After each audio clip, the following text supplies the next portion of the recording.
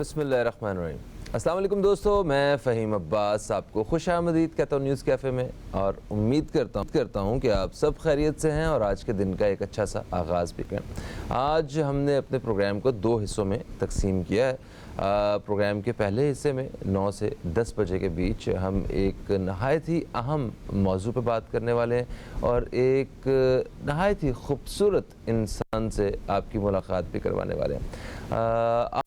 Programme के इस हिस्से में हमारा जो मौजू है जिस पे हमने बात करनी है वो है इंसानियत की खिदमत, हमारी अव्वलीन तरजीह। हम अपनी सारी ज़िंदगी किसी न किसी काम में गुजार देते हैं, कोई किसी एक शोबे में तरक्की हासिल करने के लिए या बहुत ज़्यादा पैसे कमाने के लिए, या मतलब कोई भी एक हम अपनी ज़िंदगी का मकसद बनाते हैं और उसमें ज़िंदगी गुजार देते हैं। पैसे कमाना, पैसे इकट्ठे करना और बहुत सारे कामों से एक बड़ा काम है वो है किसी पे पैसे खर्च करना। वो किसी कौन है? वो है खल्क़े खुदा, अल्लाह ताला की मखलूक पे, और जिनको इस चीज़ का एक दफ़ा मज़ा लग जाता है वो ज़िंदगी में दोबारा कोई और काम नहीं करते, क्योंकि जो सुकून, जो एक सेटिस्फेक्शन, जो तसल्ली आपको किसी की मदद करके हासिल होती है वो शायद ही आपको किसी और काम में हासिल होती हो। मैं आपकी मुलाकात आज एक ऐसे मेहमान से करवाने वाला हूँ। ये एक ऐसी खातून है जो कराची में हज़ारों लोगों को खाना खिलाती हैं, रोज़ाना की बुनियाद पे खाना खिलाती हैं, और इन्होंने एक इतना खूबसूरत मॉडल जो है वो बनाया है खाना खिलाने के लिए, खाना घर के नाम से, कि बड़े एक माकूल से बहुत मिनिमल पैसों में आप जाके यहाँ पे अच्छा खाना खा सकते हैं। और हज़ारों लोग इनकी इस कोशिश से, इनकी इस सोच से मुस्तफ़ीद होके अपना और अपने बच्चों का, अपने प्यारों का पेट भर रहे हैं। तो मेरे साथ मौजूद हैं खाना घर से परवीन सईद साहिबा। अस्सलामु अलैकुम, आपको खुश आमदीद। कैसी हैं आप? अल्हम्दुलिल्लाह। बड़े दिनों बाद आपसे दोबारा मुलाकात हुई। बात आ रही है कि चैनल्स भी तो अपने अपने डिमांड के मुताबिक काम करते हैं, और अल्लाह का शुक्र है हम जहाँ बैठे हैं जो काम कर रहे हैं, बहुत शुक्र है सरब का। माशाल्लाह माशाल्लाह। तो इस वक्त आपके कितने पॉइंट्स बने हुए हैं जहाँ पे लोग खाना खाते हैं? 6 पॉइंट्स हैं। अच्छा। क्योंकि गडाब का इलाका बहुत वसी है, बहुत ज़्यादा फैला हुआ है, और जहाँ हम खुदा की बस्ती में हमारा मेन खाना घर है, वहाँ से अगर आबादी को आप काउंट करें तो बहुत बड़ी आबादी का इलाका है वो। तो हमारे 6 पिकअप पॉइंट्स हैं। मेन 2 खाना घर हैं जहाँ खाना बनता भी है, रोटी बनती है, और फिर मुख्तलिफ़ इलाक़ों में डिस्ट्रीब्यूट करने के लिए जाती भी है। माशाल्लाह, ज़बरदस्त।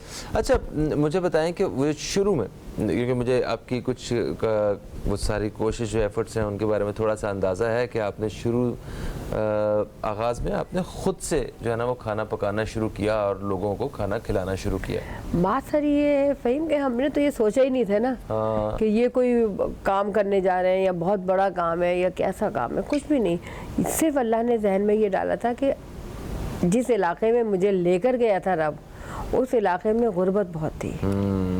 सरजानी का इलाका, जब आप आज से 20-30-32 साल पहले की बात करेंगे तो कुछ भी नहीं था। सही बात है। और फिर आप जब एजुकेशन के साथ, अपने और हस्बैंड के करियर के साथ जब तमाम चीज़ें देखते हैं, तो फिर जब आप उस इलाके में गए तो आपने कोशिश की कि कुछ लोगों को भूख से निकाला जाए ना, उनकी भूख का खात्मा किया जाए। तो बस यही काम किया था कि खाना बना लिया, खाना खिला दिया, और अगर कहीं राशन की ज़रूरत है, अल्लाह ने हमें दिया हुआ था, अल्लाह का बहुत शुक्र एहसान है। मेरे हस्बैंड की अच्छी जॉब, सब कुछ था अल्लाह, लेकिन अल्लाह ने मेरे लिए एक रास्ता मुतय्यन कर दिया था कि ये तुम्हारा रास्ता है। मेरा ज़ाती तौर पे तो कुछ बिलीव इस किस्म का है कि انسان کو رزق جو ہے وہ خدا نے دینا ہوتا ہے نا, خدا کا کام ہے, بندہ نہیں دے سکتا کسی کو رزق. تو ہاں اگر کوئی کسی کو چنتا ہے, رب خود چنتا ہے رزق پہنچانے کے لیے, تو بڑے وہ خوش قسمت لوگ ہوتے ہیں, اور انہوں نے مطلب بڑی محنت کی ہوتی ہے کہ وہ اس قابل ہوتے ہیں کہ خدا انہیں چنتا ہے. تو آپ ماشاءاللہ ان خوش قسمت لوگوں میں سے ہیں. اللہ تعالیٰ آپ کو اور زیادہ ہمت دے. بہت شکر گزار ہوں اس رب کی کہ اس نے مجھے چنا. میری کیا حیثیت, کیا اوقات, کچھ بھی نہیں ہے. یہ سب کچھ اس رازق کا کام ہے. بے شک وہ زمین پہ نہیں اترے گا. بے شک. اس نے کہا کہ میں اپنا کھانا بس ہی اس میں جو دے رہا ہوں, ان کو دے رہا ہوں. اب ان کا کام ہے یہ آگے کتنے لوگوں کو پہنچاتے ہیں. تو یہ راستے اوپر سے بنے نیچے سے ہوتے ہوئے زندگی کا تقریباً 32 سال کا ہاں. اچھا دیکھیں, آپ نے چند لوگوں سے یہ کام شروع کیا اور ابھی آپ ہزاروں لوگوں کو روزانہ کی بنیاد پہ کھانا فراہم کرتی ہیں. تو جب ہزاروں لوگوں تک کھانا پہنچنا شروع ہو گیا تو تب آپ کو یہ محسوس نہیں ہوا کہ یہ ابھی بھی بہت کام کرنا ہے, میں تو کچھ بھی نہیں کر پا رہی, میرا تو کنٹریبیوشن ہی کچھ نہیں. کہ بھوک اس وقت سب سے بڑا مسئلہ ہے. ہم جہاں بیٹھ کر یہ چیزیں صرف سوچتے ہیں کہ ہاں ہمارے ملک میں غربت ہے یہ, لیکن جب پریکٹیکلی آپ اس چیزوں کا سامنا کرتے ہیں تو اندازہ ہوتا ہے کہ بھوک جو ہے اس بہت ظالم چیز ہے. بھوک کی وجہ سے کیا کچھ معاشرے کی برائیاں جنم نہیں لیتی. آپ بھوک کا خاتمہ بادشاہ وقت کو, میں ہمیشہ آپ کے پچھلے پروگرام بادشاہ وقت کو بھی بھوک لگے گی تو وہ کھانا کھائے گا. ان کے دسترخوان وسیع ہے, جو چیز چاہے کھا لے. لیکن غریب کے پاس تو ایک دال اور روٹی کے علاوہ ہے کیا؟ وہ بھی مشکل ترین ہے. کہ ہم کہیں کہ وہ بڑا آسان ہے, ایسا آسان نہیں ہے. کہ وہ جو ہے نوکریاں ہیں نہیں, مزدوریاں ہیں نہیں, کیا کریں گے ہم؟ جو 3 روپے لیتے ہیں روٹی اور سالن کے, وہ ہم کرونا کے بعد سے نہیں لے پا رہے. کتنے پیسے لیتے ہیں آپ؟ 3 روپے. 3 روپے میں ہاں, روٹی اور سالن. روٹی اور سالن جو ہے وہ دیتے ہیں جی, تاکہ کوئی بھی افورڈ کر سکے. ہاں کوئی. تو ویسے 3 روپے بھی کیوں, اس کے پیچھے کیا ریزن ہے؟ 3 روپے یہ تھا کہ لوگ خرید کے کھائیں. اچھا. ہاں, ان کی جو ایگو ہوتی ہے وہ متاثر نہ ہو کہ بھائی میں فری کا کھانا لے رہا ہوں. لیکن اس میں ایک لاجک یہ بھی تھی کہ وہ جائے گا محنت کر کے لائے گا, یہ نہیں ہوگا کہ کھانا مل رہا ہے فری کا تو جاؤ بھائی خود بھی کھا لیا, بچوں کو کھلا لیا. لیکن جب یہاں آئے گا ہمارے کھانے گھر پہ تو اس کو پیسے محنت کر کے لانے پڑیں گے تاکہ وہ محنت کرے اور اس کھانے کی پھر قدر ہوگی جو خرید کے وہ کھا رہا ہوگا. تو الحمدللہ اب تو خیر بہت حالات خراب سے خراب تر ہو گئے. ان خراب حالات میں جو ہے نا لوگوں کے پاس 3 روپے بھی نہیں ہے. 3 روپے بھی نہیں ہے لوگوں کے پاس. سیریسلی ایسے لوگ بھی ہیں. ویسے تو یہ ساری ریاست کی ذمہ داری ہے. بالکل. تو جب ریاست اپنا کام نہیں کر رہی ہے تو پھر آپ جیسے لوگوں کو جو ہے میدان میں اترنا پڑتا ہے. دیکھیں یہ ریاست کو اپنا کردار ادا کرنا ہوگا. ایسا نہیں ہے. اب آٹے کی آپ مثال لے لیں, میں نے جب کام شروع کیا تھا 450 روپے کی 50 کلو کی بوری تھی. اب وہی بوری آج 4000 کی ہے. مہنگی در سے در اتنے روپے بڑھا دیے, اتنے کر دیے. غریب کے پاس تو ملازمتیں بھی نہیں ہیں, مزدوریاں بھی نہیں ہیں, تو کہاں سے کھائے گا؟ اچھا, ایک ہی کام ایک کام روزانہ کھانا بنوانا اور لوگوں میں تقسیم کروانا یا ان کو کھانا گھر تک پہنچانا, تو کبھی کبھی ایسا نہیں ہوتا کہ آپ تھوڑا سا کہ آج دل نہیں کر رہا, میں بور ہو رہی ہوں اب, یا اس کام سے کچھ اور کام کرنا چاہیے یا اس سے ایک قدم آگے بڑھ کے؟ جو زندگی کا خواب تھا وہی ختم کر دیا کہ جرنلزم میں ماسٹر ڈگری لینے کے بعد خواہش تھی کہ جو صلاحیت ہے لکھنے پڑھنے کی وہ آگے بڑھائیں. جب وہی ختم ہو گیا تو پھر اس کے بعد زندگی کا جو مین مقصد آیا وہ لوگوں کی ضرورتیں پوری کرنا. وہاں بیٹھ کے ہم کھانا نہیں کھلا رہے کہ ہم کھانا کھلا رہے ہیں. وہاں کسی بچی کے لیے شادی کے لیے کچھ چیز کر دی, کسی بچے کی فیس ادا کر دی. بڑے پیمانے پر ہمارا ادارہ کام نہیں کرتا, لیکن جہاں بیٹھ کر جہاں ہم سمجھتے ہیں کہ کسی بیمار کی دوا کا انتظام کر دیں, کسی بیمار کے لیے ڈاکٹر کو کہہ دیں کہ بھائی آپ اس کا ذرا سا دیکھ بھال کر لیجئے, یا اتنے نہیں پیسے ہیں کہ وہ خدا کی بستی سے जिला अस्पताल या बासी चले जाएं, उतने पैसे भी नहीं है इनके पास। वो तो कहते हैं कि कम से कम आप मुझे 100-200 रुपये दे दें ताकि हम अस्पताल तक तो जाएं। अल्लाह अकबर। इतनी ख़राब है कि हम और आप, मैं तो ज़ाहिर है मैंने 32 साल अपनी ज़िंदगी के वहाँ दिए हैं, तो उस 32 साल में मुझे अंदाज़ा हो रहा है कि हम आगे जो है ना बदतरी की तरफ जा रहे हैं, कहीं बेहतरी नहीं है। आम आवाम को कोई रिलीफ इस मुल्क में नहीं है, मैं कह रही हूँ, क्योंकि मैं लोगों को भूखा देखती हूँ, उनके मसाइल सुनती हूँ, उनके बच्चे स्कूल नहीं जा पाते, तो वो मैं कहती हूँ कि भाई आपके बच्चे स्कूल नहीं जा रहे तो कह रहे हैं हम खिला लें या पढ़ा लें। नहीं, उनकी भी बात अपने हिसाब से तो ठीक ही है। उन बेचारों की आमदनी इतनी है कि या पढ़ा लें बच्चों को या उनको खिला लें, और असल में पढ़ाने की जिम्मेदारी भी रियासत की है। बिल्कुल 15 साल तक के बच्चे को तालीम फराहम करना जो है वो रियासत का काम है। देखिए हमारे यहाँ वही वाली बात है ना, एजुकेशन में अगर गवर्नमेंट अपने स्कूलों को प्रॉपर जैसे डिज़ाइन करके एक अच्छी अचीवमेंट बच्चों के लिए कर दे तो क्यों नहीं जाएंगे। लेकिन जो प्राइवेट सेक्टर इन्वॉल्व हुआ है उसमें ज़ाहिर है एजुकेशन 2 हिस्सों में बट गई है। वो कहते हैं कि हम प्राइवेट में भी जा रहे हैं, स्कूलों में जो गली कूचों के स्कूल हैं उनकी भी बड़ी ख़राब सूरत हाल है। हाँ, मगर आप ये देखें कि अगर वो स्कूल भी ना हो तो क्या हो, कम से कम जो भी एजुकेशन में एक ग्राफ थोड़ा सा बेहतरी की तरफ आ रहा है वो इन प्राइवेट स्कूल्स की वजह से यही किरदार अदा कर रहे हैं। हाँ। ना अब इनका किरदार यही है कि बच्चों को एजुकेट करें, लेकिन उसमें भी बहुत सारे मसाइल हैं, बहुत सारे इश्यूज हैं। हाँ, तो वो हुकूमत को खुद अपना किरदार अदा करना पड़ेगा, वरना आप सही कह रही हैं, बेहतरी की बजाय हम बदतरी की तरफ जो है वो बहुत बुरा हाल है। आप ये समझे कि लोगों के पास खाना तो मतलब अब ऐसा हो गया कि लोग कहते हैं कि मतलब मैं जब खाना घर में जाती हूँ तो लोग आंसुओं से रो रहे होते हैं कि हमें, अभी मैं कल उम्रा करके आई हूँ तो मेरे पास एक मैसेज आया कि अल्लाह के वास्ते मेरे बच्चे जो है ना भूखे हैं, आप आज ही मेरे बच्चों के लिए राशन का इंतज़ाम करा दें। अब ज़ाहिर है मैं सऊदी अरब में, अब फिर बहरहाल मैंने कहा रब्ता किया, मैंने कहा आज आप आ जाइएगा तो आपको राशन मिल जाएगा। तो कहाँ तक करेंगे, एक बहुत बड़ी तादाद है। सारे आपको या आप जैसे लोगों को कांटेक्ट भी नहीं कर सकते, नहीं और सारे हाथ भी नहीं फैला सकते। हाथ फैलाने वाले तो बेचारा वो तबका चला गया, वाइट कॉलर वाले जो थे ना सफ़ेद पोश, वो तो तबका चला गया। अब हम या तो ऊंचाई पे चले गए, हम यार अल्लाह बराबर।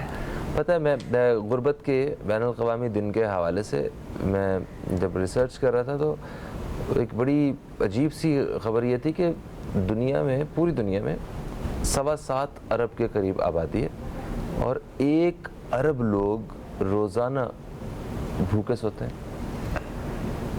दुनिया का हाल यही है।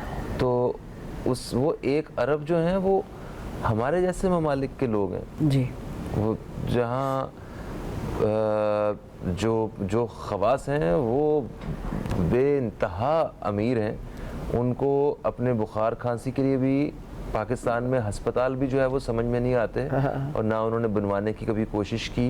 और जो उनके सिंसियर नहीं रहना, हाँ, कोई मुल्क से सिंसियर रहता तो आज ये थोड़ी हालात होते हैं। मुखलिस होना ज़रूरी है अपने मुल्क से, अपने मुल्क के रहने वालों से। मैं तो एक आम औरत हूँ ना, मेरा कोई वो थोड़ी है।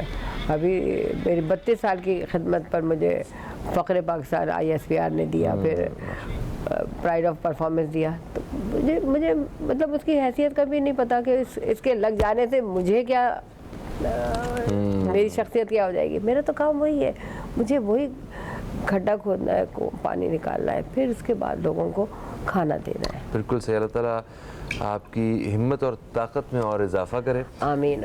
एक वो शेर है ना, मैं अकेला ही चला था जानिबे मंजिल मगर लोग साथ आते गए और कारवां बनता गया। तो जब आपने ये काम शुरू किया तो उस वक्त तो आपके साथ ये सब लोग नहीं थे, मगर आज आपके पास एक प्रॉपर टीम है जो ये काम करती है। ज़रा इस पूरे कारवां के बारे में बताइए। بات ساری ہے کہ جب ہم نے اس کا آغاز کیا تھا تو میں اور میرے ہسبینڈ تھے، اور ہم نے کسی اس نیت سے نہیں کیا تھا کہ یہ بہت بڑا کام ہو جائے گا یا اس سے کوئی بینیفٹ ملے گا، یہ ہوگا وہ، کچھ نہیں ہے۔ جو اللہ نے دیا تھا اس کو تقسیم کرنا تھا۔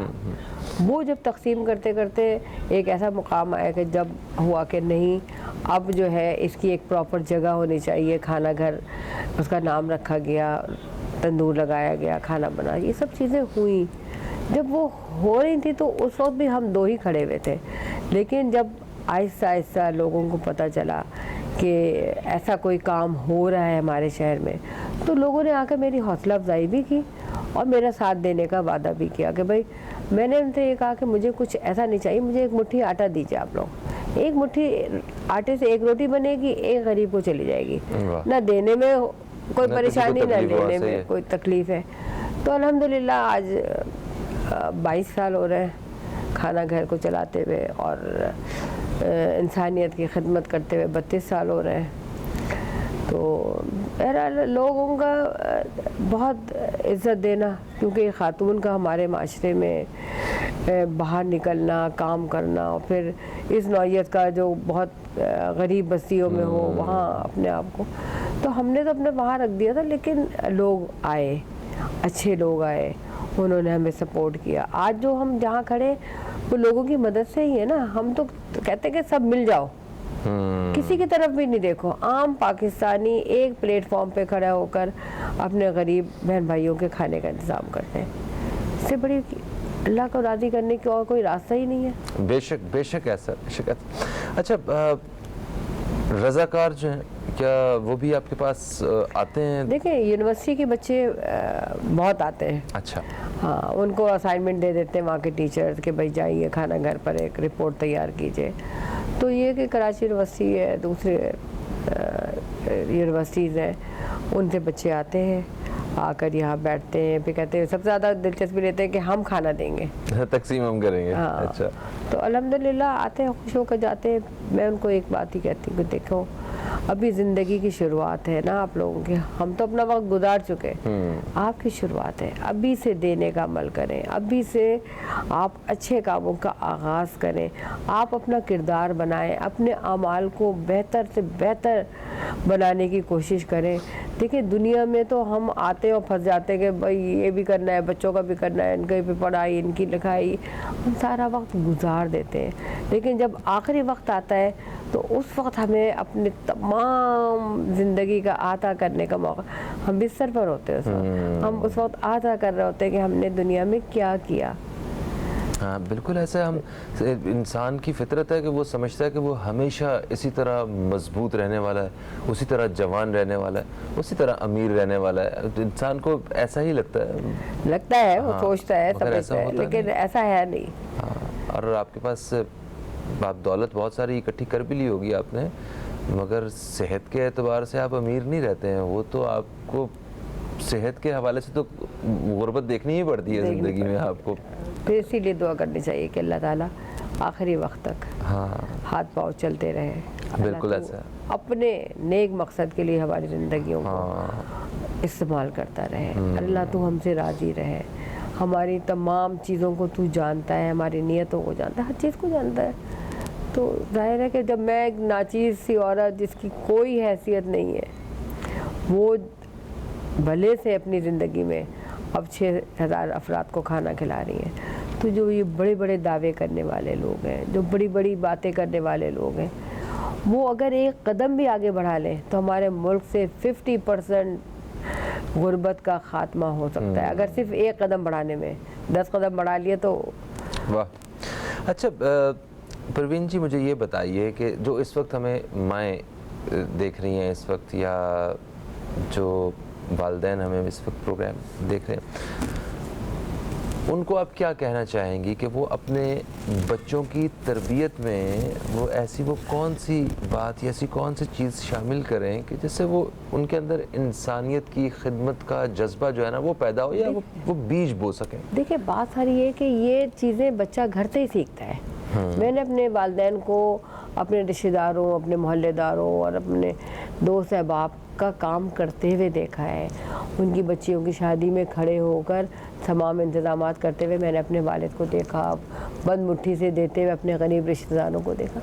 ये आपकी तरबियत घर से हो रही है। हम जहाँ स्कूल, कॉलेज, यूनिवर्सिटी में जाते हैं वहाँ हमारी तरबियत नहीं हो रही, हम एजुकेट हो रहे होते हैं। तरबियत असल माँ करती है। माँ बताती है कि देखो बेटा, ज़िंदगी ये है, इसको इन तमाम चीज़ों में। सबसे बड़ी बात तो ये कि हम अपने बच्चों को पहले यही नहीं सिखाते कि जी नमाज़ पढ़नी चाहिए। हाँ, सही बात है। नमाज अव्वलीन इबादत है। इसके पढ़ने से आपका किरदार बनता है। बेशक। आप अल्लाह, देखिए बात अल्लाह से करनी है, बंदे से थोड़ी करनी है। अल्लाह से जब आप बात करना सीख जाएंगे ना, तो फिर आप कदम कदम पर अल्लाह की रहनुमाई आपको मिलेगी। मैंने जैसे अल्लाह से हमेशा मांगा, अल्लाह मुझे दीन की समझ अता फरमा। तो दीन की समझ क्या थी कि अल्लाह एक है।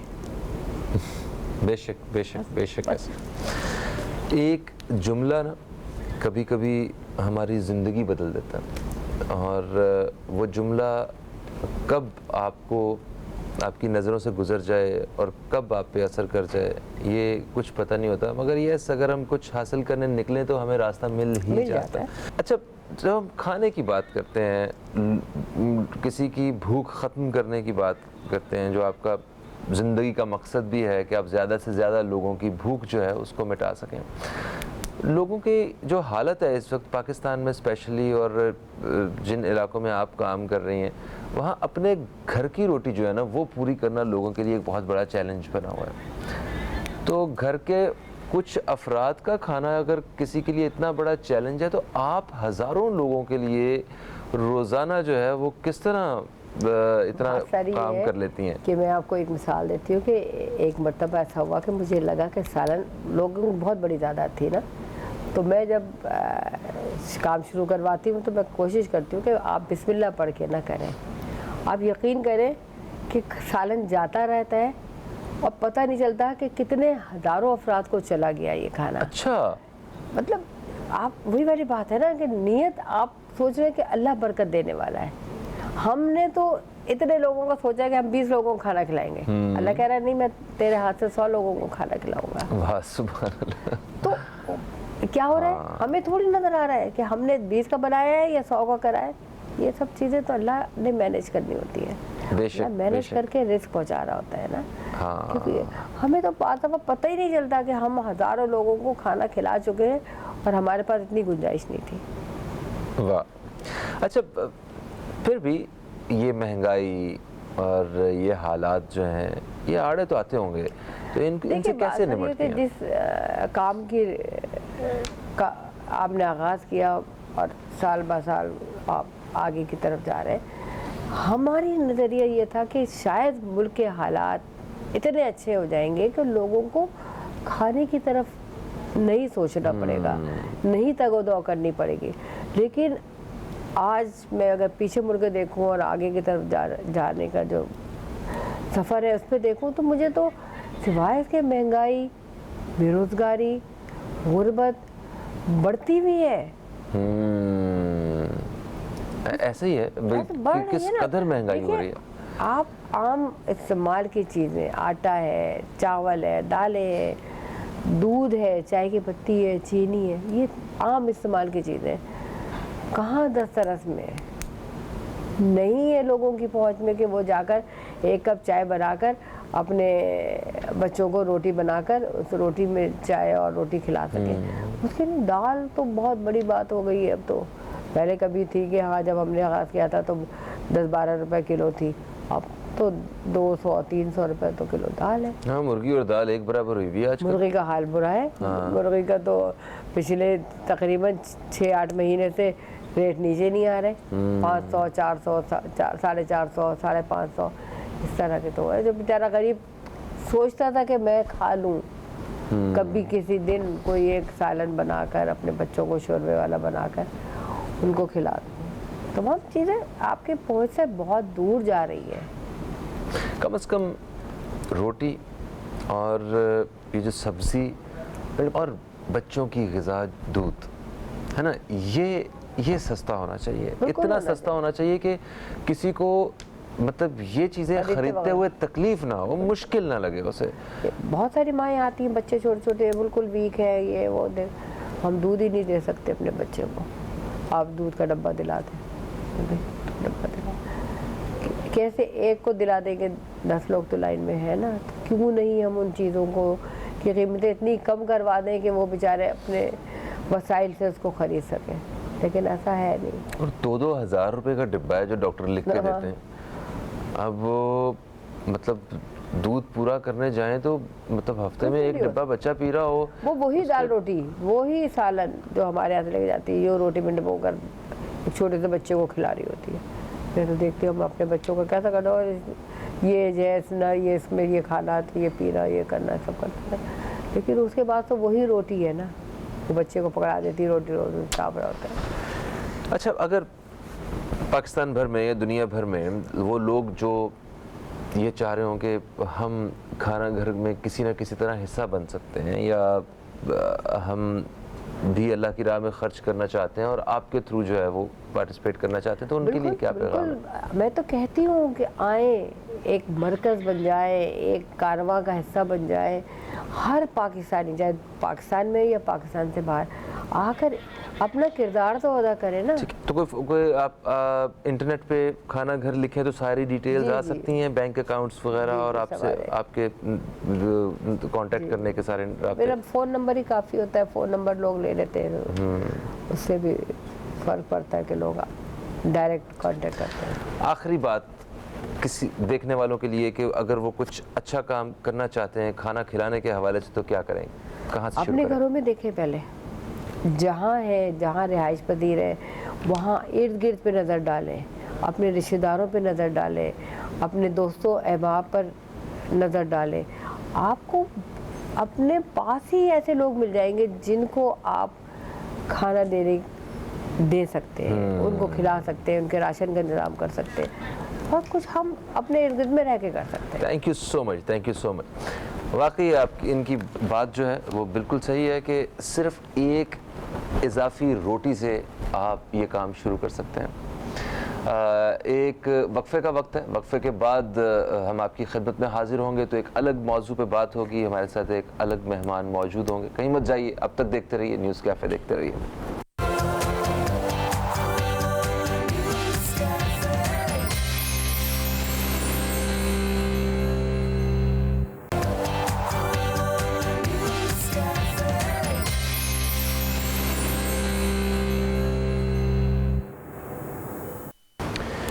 ایک وقفے کے بعد آپ کو پھر سے خوش آمدید. آپ دیکھ رہے ہیں نیوز کیفے, میں ہوں فہیم عباس, اور نیوز کیفے میں ہم پروگرام کے دوسرے حصے میں داخل ہو گئے.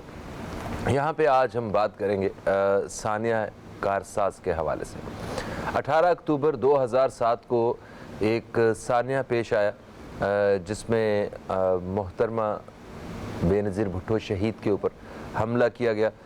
ایک خودکش حملہ آور کی وجہ سے کافی جانیں گئی وہاں پہ, اور ایک عجیب سا ماحول جو ہے وہ اس وقت پیدا ہو گیا.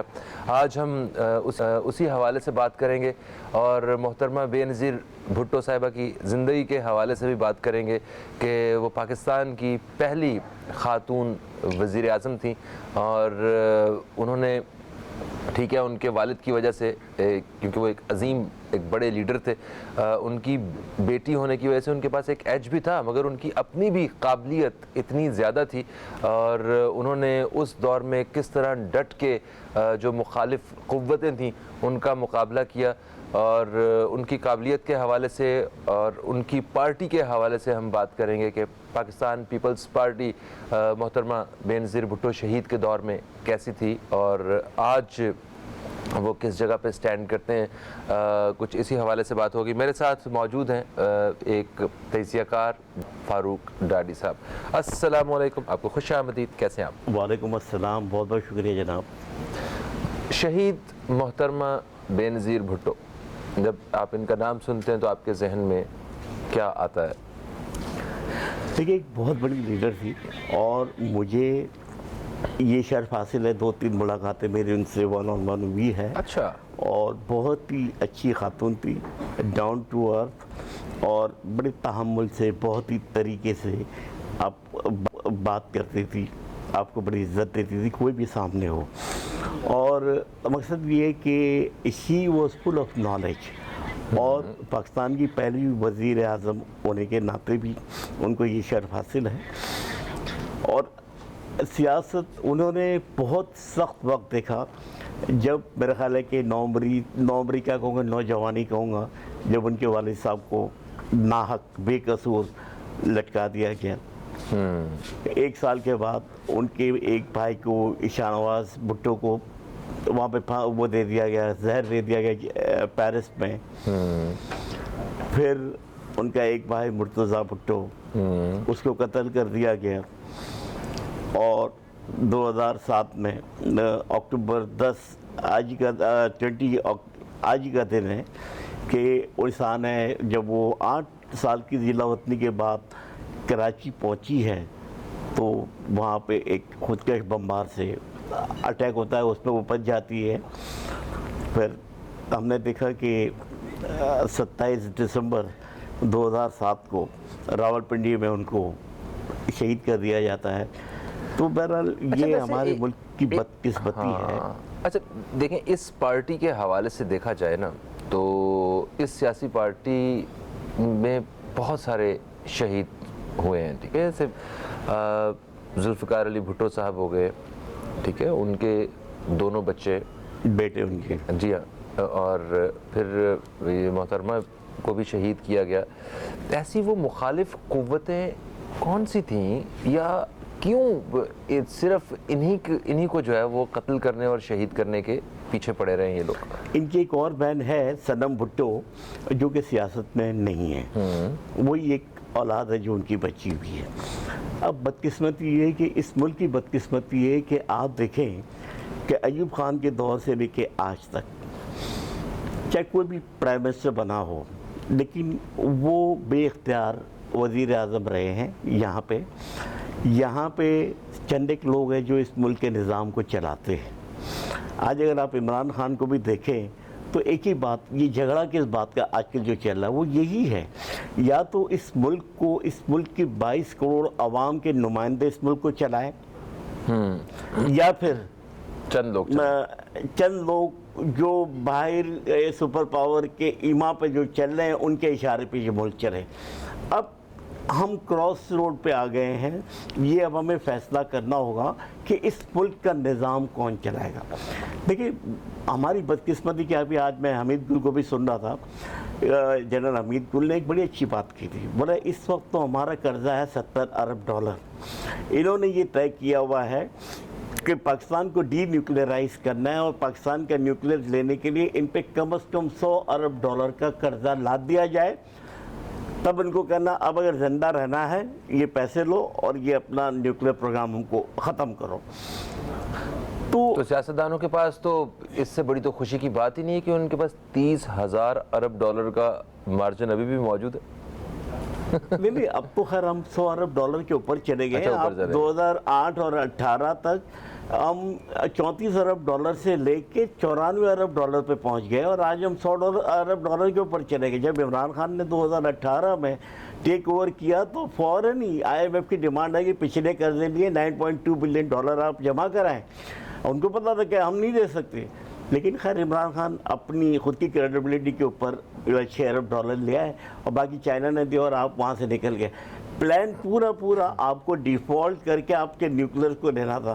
تو دیکھیں بھٹو صاحب کو یہ کریڈٹ جاتا ہے کہ انہوں نے نیوکلیئر پروگرام شروع کیا، ضیاء الحق نے اس پروگرام کو جاری رکھا، اور پاکستان ایک نیوکلیئر پاور بن گیا، جو کہ دنیا کی کوئی طاقت اس بات کو تسلیم کرنے کو تیار ہی نہیں تھی. اچھا بے نظیر صاحبہ جو ہیں، میں سوال پھر میں اسی کو دہراتا ہوں کہ آخر ان کے لیے کیا چیلنجز تھے، اور کیوں ان کو ان کے گھر کو برباد اور تباہ کرنے کے لیے قوتیں کام کر رہی تھیں، اور وہ کون سی قوتیں تھیں؟ دیکھیں یہ تو سب جانتے ہیں کہ ہمارے ملک کی جو مقتدر اعلیٰ لوگ ہیں पहली बात तो कि वो किसी खातून को एज ए वज़ीर आज़म तस्लीम करने को तैयार ही नहीं थे। अच्छा, मौलाना फजलुर रहमान को देख लो, उन्होंने पहले फतवा दे दिया कि औरत की हुक्मरानी नाजायज़ है और फलां ढिमका, हराम है, और जब डीजल के परमिट मिले तो शुरू हो गए भाई कि हाँ भाई ठीक है, जायज़ है। मतलब इस तरह के जो कैरेक्टर है, इन्होंने पाकिस्तान को बड़ा नुकसान पहुँचाया है। और आज भी ठीक है, चाहे कोई भी प्राइम मिनिस्टर आ जाए, लेकिन पावर कॉरिडोर अलग है जहाँ से ये सारा निज़ाम चलता है, और एक चंद एक 4-5 लोग हैं जो इस निज़ाम को चलाते हैं। अगर आप सिंध के हवाले से देख लें, जब गवर्नर का तकर्रुर हुआ को कितनी लेदेवी, कितना कि भाई इसको आखिर किसने बिठाया है। MQM डिसोन करते कि हमने कुछ नहीं किया, सब डिसोन करते, फिर आखिर कौन है जिसने उसको गवर्नर बनाया। तो कहने का मकसद है कि इस मुल्क में हो क्या रहा है, इस मुल्क की ना जिस पार्टी से उसका ताल्लुक है वो उसे ओन नहीं कर रही है। सही। जब भी मोहतरमा बेनज़ीर भुट्टो शहीद का नाम मेरे सामने आता है ना, तो मुझे एक दुख होता है इस चीज़ का कि एक वज़ीर आज़म की पोस्ट की खातून है ना, इतनी बड़ी शख्सियत एक मुल्क की, उनको कत्ल कर दिया गया और उनके कातिल आज तक नहीं पकड़े गए। तो जहाँ एक साबिक वज़ीर आज़म को इंसाफ ना मिले, वहाँ पे एक गरीब आदमी के साथ क्या होता होगा? सर साबिक वज़ीर आज़म तो बहुत सारे, आप कौन से साबिक वज़ीर आज़म की बात कर रहे हो? जुल्फ़िकार अली भुट्टो की, लियाकत अली खान साहब के साथ भी यही हुआ। देखिए बेनज़ीर, माशाल्लाह बेनज़ीर भुट्टो एक बहुत बड़ी लीडर थी। उन्होंने हमारे माशरे में तो बहुत सारी सोबतें झेली हैं।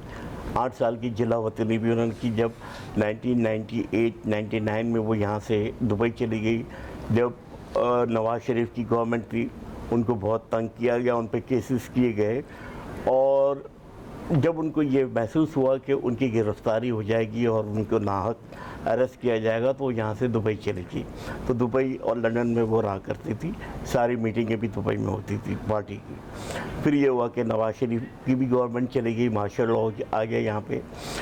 तो ये हमारे मुल्क की बदकिस्मती है कि हर 10-15 साल के बाद कोई ना कोई मार्शल लॉ आ जाता है। तो बहरहाल नवाज़ शरीफ ने भी बड़ा टफ टाइम दिया बेनज़ीर को। उनके इलेक्शन कैंपेन में या बेनज़ीर के बारे में बराना तस्वीरें ऊपर से फिकवाई गई, एक मनफी प्रोपेगेंडा करने के लिए, फोटोशूट उसको एडिट करके जो उनकी नहीं थी, उनको पीली टैक्सी तक कहा गया। तो मकसद नवाज़ शरीफ ने वो सारी हदें पार कर दी थी जो कि एक ख़ातून को कहने में ज़ेब नहीं देती है। आज उनकी बेटी औरत कार्ड और इस तरह की बातें करती है, लोगों की गंदी गंदी वीडियोस अपने उसमें रखी है, लोगों को, जजेस को और सारे लोगों को ये ब्लैकमेलिंग करते हैं। तो आप देखें ना कि एक तरीक़ेकार इन्होंने इस मुल्क में क्या लगाया हुआ है। भुट्टो की फांसी के बाद इस मुल्क का पहिया उल्टा चलने लगा।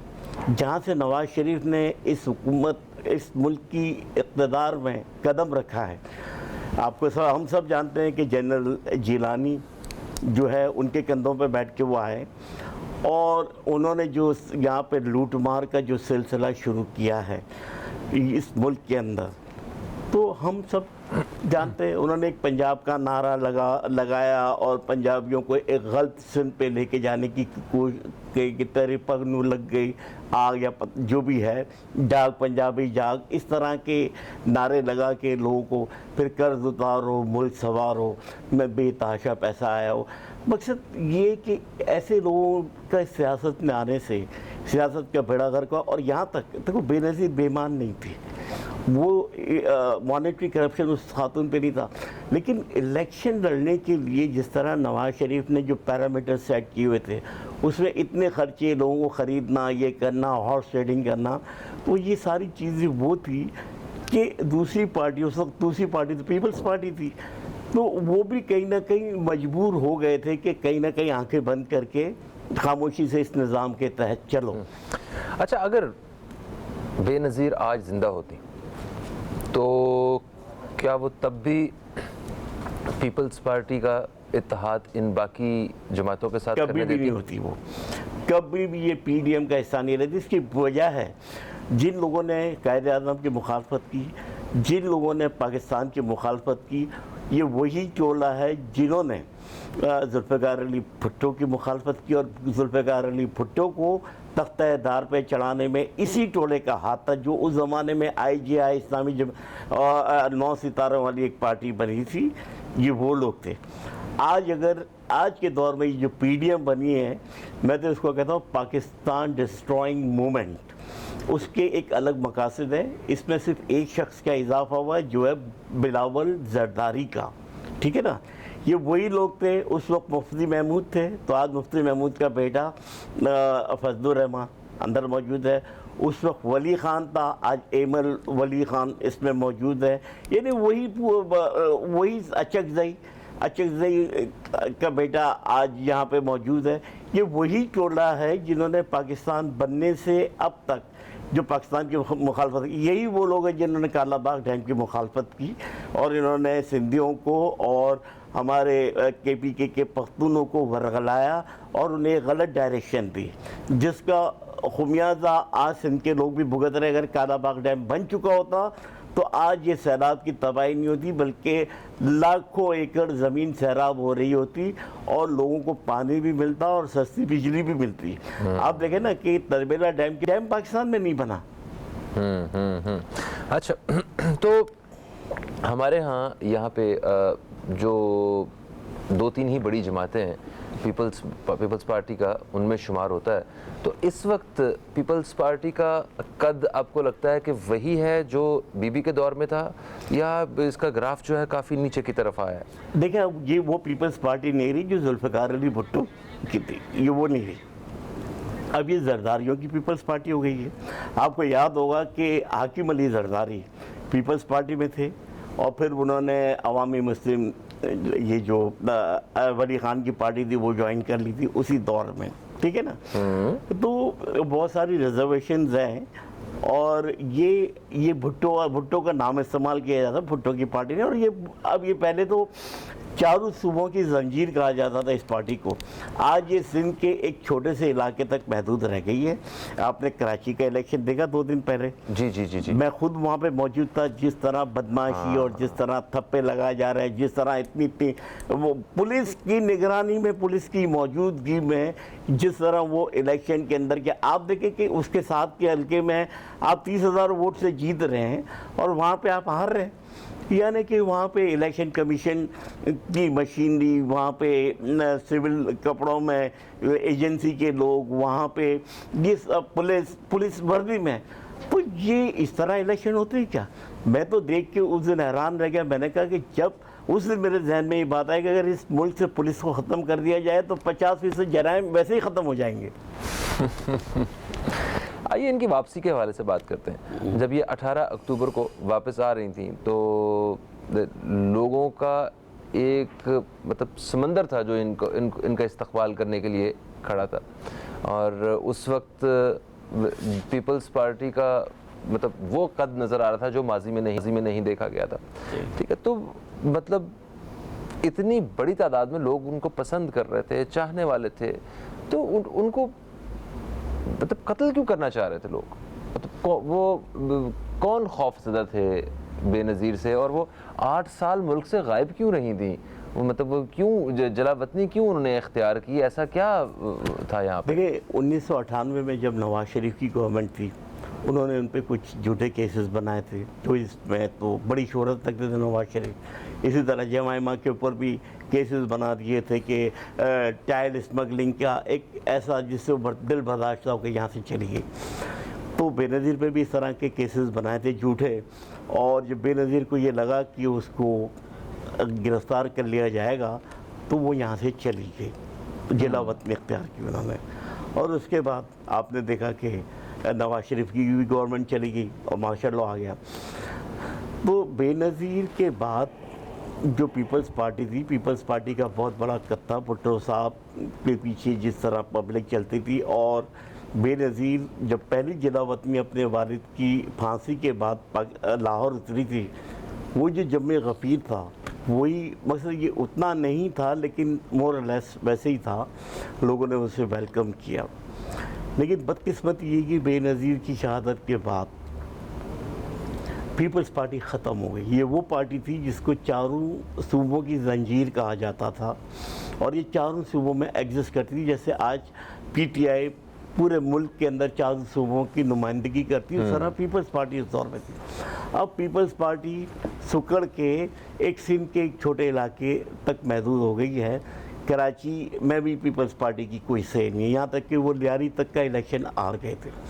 تو اگر وہ اتحاد نہ کرے تو آپ کا مطلب ہے پیپلز پارٹی کچھ بھی نہیں ہے پھر؟ دیکھیں گے اتحاد کن کے کہنے پہ کیا گیا ہے. آپ دیکھیں نا کہ آج ایم کیو ایم بھی اس میں, یہ ایم کیو ایم بھی ختم ہو گئی پوری, کیونکہ ایک غلط اتحاد کرو گے کسی کے کہنے پہ, کسی ملک کے کہنے پہ, امریکہ کے کہنے کے اوپر آپ سارے جو ایک دوسرے کو چور چکے کہتے تھے ایک پلیٹ فارم پہ جمع ہوئے ہو, اس کے ڈنڈے کی وجہ سے ہوئے, آپ اپنی مرضی سے نہیں ہوئے ہو. آج ایم کیو ایم اپنا فیصلہ خود نہیں کر سکتی. ٹھیک ہے وہ اپنے پیسے دیتے ہیں اور اپنا خرچہ چلا رہے ہیں, ان سے ان کو کچھ پیسے مل جاتے ہیں, کچھ وزارتیں مل جاتی ہے, لیکن عوام کا کیا ہے؟ اب بے نظیر کے قتل کے بعد پیپلز پارٹی کی گورنمنٹ آئی. پیپلز پارٹی نے ایک آئی واش کے لیے اسکاٹ لینڈ یارڈ کو بلایا. اب اسکاٹ لینڈ یارڈ جب تحقیقات کر رہی تھی تو انہوں نے کہا کہ ہمیں انہی لوگوں تک ایکسیس دیا جائے جو کہ بے نظیر کی سیکیورٹی پہ مامور تھے. جو تو زرداری صاحب نے ان تمام لوگوں تک بے نظیر اسکاٹ لینڈ یارڈ کو ایکسیس نہیں دیا. تو وہ کیا انویسٹیگیشن کرتے, وہ چلے گئے. انہوں نے خانہ پوری کرنی تھی, لوگوں کو بیوقوف بنانا. دیکھو ہم نے تو اسکاٹ لینڈ یارڈ تک کو تحقیقات کے لیے بلایا, لیکن آپ ان اسکاٹ لینڈ یارڈ کی وہ بیانات پڑھیں, وہ اسٹیٹمنٹ پڑھیں. تو بہرحال یہ زیادتی ہوئی. بھٹو صاحب کی پیپلز پارٹی بے نظیر کے ساتھ ہی ختم ہو گئی, اور اب یہ پیپلز پارٹی جو ہے میری نظر میں یہ زرداری پیپلز پارٹی ہے. پیپلز پارٹی کے حوالے سے اگر بات کی جائے تو ہم یہی میرا خیال ہے پروگرام کے اختتام میں بات کرتے ہیں کہ انہیں جو ان کے نانا کی پارٹی کا جو ویژن تھا, جو پیپلز پارٹی کا جو بے نظیر کے ہوتے ہوئے جو پارٹی کا ویژن تھا, اس کو کنٹینیو کرنا چاہیے اور اتنے ہی بہتر انداز سے پارٹی کو چلانا چاہیے. پروگرام کا وقت اپنے اختتام کی طرف آ گیا ہے. تھینک یو سو مچ, آپ تشریف لائے. دوستو انشاءاللہ آپ سے کل ملاقات ہوگی. کل تک کے لیے مجھے اور میری ٹیم کو دیں اجازت. خدا حافظ. پاکستان زندہ باد.